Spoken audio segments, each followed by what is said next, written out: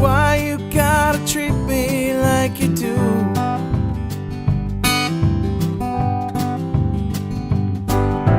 don't know a good thing when you got it. Don't you like the way I've treated you? I'm back today with Carl Franklin. Carl, how are you? Hi, David. Last time we spoke, we talked about podcasting really from a technical point of view, hardware, software. Yeah. Can we talk a little bit about just the soft skills? Sure. It's all about talking and connecting with people. Sure. What is your secret? I didn't know I had a secret. I just honestly, there are a few things that we can learn.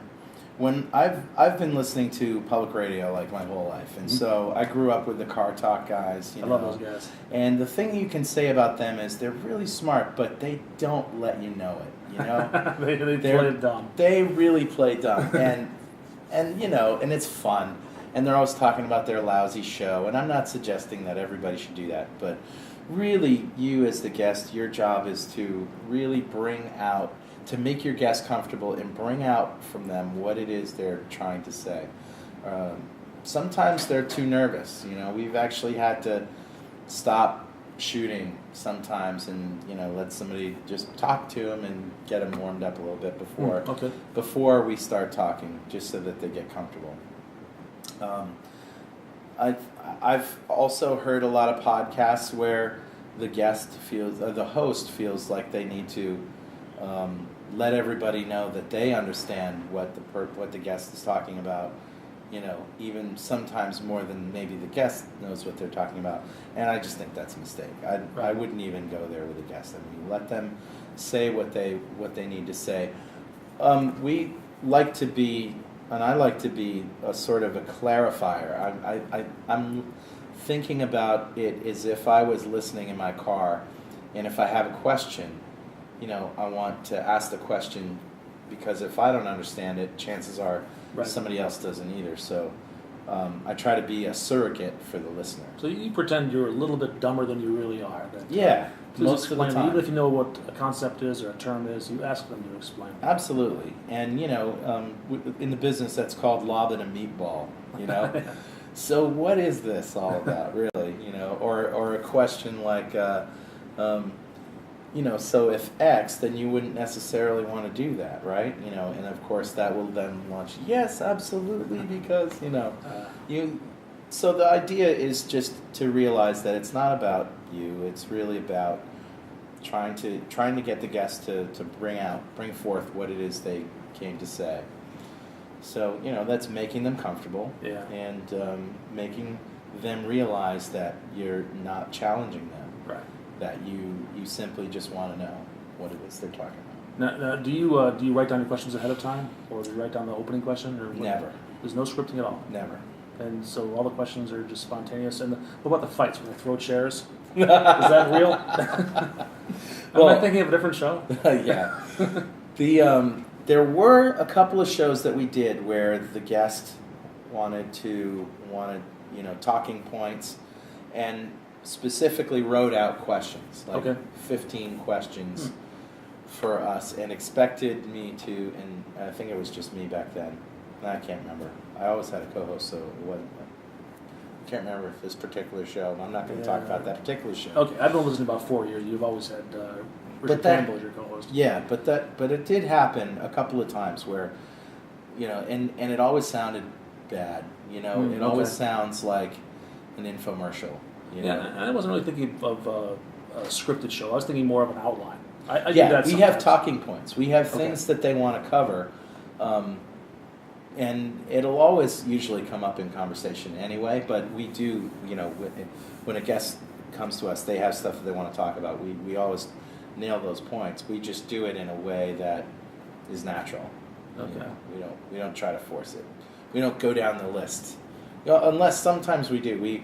I remember we were talking about the new features of .NET 4, and there was no way to avoid just going down the list, because you're here to talk about the new features. Yeah. So you know, we would talk about one for a while and then go right on to another, but usually, the actual questions are never written out.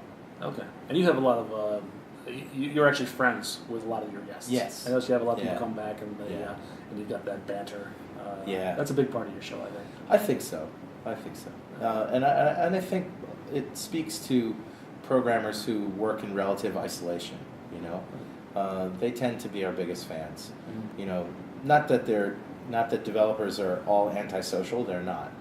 But sometimes you'll be working on a project where, you know, you live 20, 30 minutes, an hour away, and you've got a long commute, and you work with a small group, and then you go home and you don't really have any interaction Yeah. with developers in your social life outside of work. So it sort of just like extends the community. I agree. Yeah. And you've extended overseas even. You're not like you're traveling yeah. overseas, and then Mhm. your guests, you're calling them. You had one a few months ago in Russia. Yeah. Just yesterday, I was listening to one in Mexico. Yep. That's It can be a challenge sometimes. yeah. Technically, it was a challenge Technically, there. yeah. What about here's something I struggle with is sometimes I'll go to a place like we're at Code Match right now in Sandusky. A lot of smart people here, and I'll meet somebody who's really well versed in a technology, and I think, boy, this guy would be great on my show. But I've already done a show about that technology. Yeah. I don't want to repeat myself. Mm. Do you wrestle with that at all? That happens a lot. Yeah. What do you do? Do you still do a second show, or do you just say no, skip it, or pick a different topic? I've been blessed with a co-host, Richard Campbell, who Never heard can take any subject and find another angle on it that you weren't thinking about. And, just since I've been working with Richard, that just hasn't been a problem. Although we have done, there were things like, we've talked about Scrum to death, for example. Okay. And so somebody will come to us and say, I want to talk about Scrum on your show. And so the next question is, in what way? What's your angle? And this happened to us recently. We had a guest who had this new way to think about Scrum. Mhm. And they explained it to us, and we're like, yeah, that's a show. But you're right. I mean, when you're talking about a particular subject that is pretty much, has a list of benefits or New features or of Visual way. Studio would be one Yeah. of those, I think. Yeah, right. It is what it is. Yeah, it is what it is, and you typically just don't try not to have the same show twice. You ever stop recording and say, I don't know what to ask next, and then edit that part out? Oh yeah, we've again, this is why Richard really just is great about this, because he knows everything, and so he can yes, this reminds me of a thing that happened with Napoleon during the march on, and Is that a diverse education? I think. self-education, and it's the What's best Richard kind. Campbell really like? It's just us here. He's just like he is on the show. Yeah, okay, it's Yeah. pretty good. This show.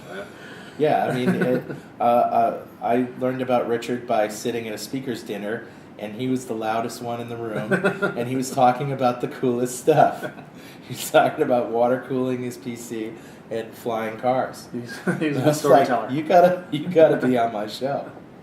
So you said you were solo for a while, and then you had Richard. No. Oh, you never were solo. Never were solo, but Okay, I've done so- a few shows here and there before Richard, when either Mark Dunn or Rory Blythe, who were the other two co-hosts, couldn't make it for some reason. Okay.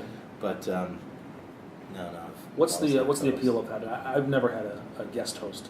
What's that appeal of having the two of you there? It's always like, because you can. First of all, there's the idea that there is no such thing as a master generalist who knows everything, or at least can even understand everything enough to make a really good question, which is really what our job is. It's not to be able to know everything. But we have to know enough about what they're talking about and understand it to formulate a question. So with Richard's hardware and SQL and IT and experience in research and in functional programming and things that I just don't have experience with. Okay. He's much better at driving those You shows. can take over the conversation when it turns to that. Yeah, and if we're talking about writing, multi-threaded code or coding practices in general. Then you jump in. Yeah. So I always thought my impression is you're the developer who understands a bit of infrastructure. He's the infrastructure guy who understands a bit of code. Pretty much, yeah. So the compliment is great, but also it's just, while you're asking a question and for having one conversation, the other person can be thinking of another take. That's an advantage. Another take, yeah. So it just works out really well. And you never step on each other's toes. Well, sometimes we do. Sometimes we blatantly talk over each other. It's just that when that happens, we stop, we say, let's go back and ask that again, and then we edit that out. I mean, it's the benefit of editing. How long is your shows are almost exactly an hour, almost every time. How long do you record it to get that out? About an hour. I mean, Really? Yeah. It's almost all just live? Yeah, pretty much. I mean, if there's something that we have to, unless something happens like somebody's phone drops, we have to wait and call them back, then we usually can just record a few extra minutes. But we've also run into the problem where we don't want it to be an hour just for the sake of being an hour. Uh-huh. The conversation stops. We either talk about something else or we end it, and sometimes we end it.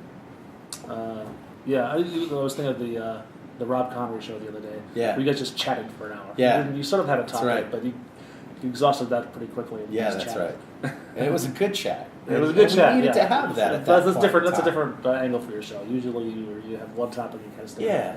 Yeah, but I mean, he was just sort of feeling that existential thing, and so we just went with that. So, Excellent. Any advice you can give me?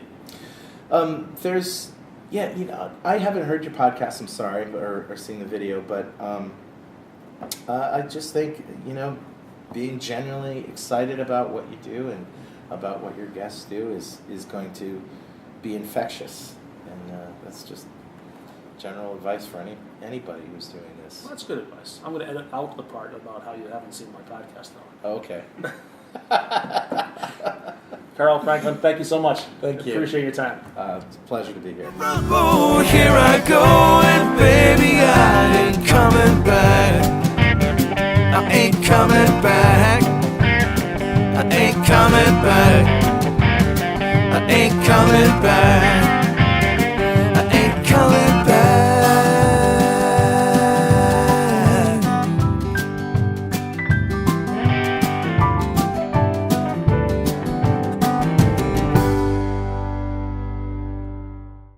Either you have technology or you have friends.